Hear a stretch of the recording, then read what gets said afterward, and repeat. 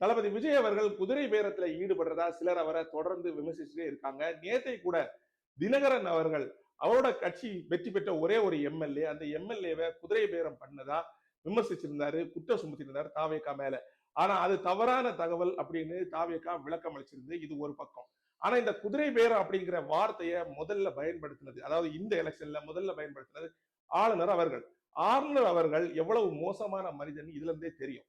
நீங்க பெரும்பான்மை பெற்ற விஜய் அவர்களை ஆட்சி அமைக்க வச்சுட்டு சட்டமன்றத்துல பெரும்பான்மை நிரூபிக்க சொல்லி இருந்தா இந்த பிரச்சனை வந்திருக்கவே செய்யாது. ஆனா அவர் பெரும்பான்மையை ஜெயிச்ச பிறகும் அவரை ஆட்சி அமைக்க விடாம காலதாமதம் பண்ணி கண்டிப்பா 118 சீட்டு நீ கொண்டு வந்தாதான் உன்னை முதலமைச்சரா பதவி பிரமாணம் செய்யறேன்னு நீ சொல்லி விடு.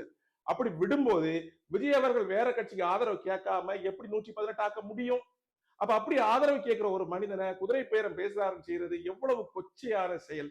சோ இந்த ஆளுநர் அவர்கள் தான் இந்த கொச்சையான செயலுக்கு முழுக்க காரணம். அதன் தொடர்ச்சியா தான் பல அரசியல் கட்சி தலைவர்களும் இந்த குதிரை பேரம் அப்படிங்கிற வார்த்தையை யூஸ் பண்ணிட்டு இருக்காங்க.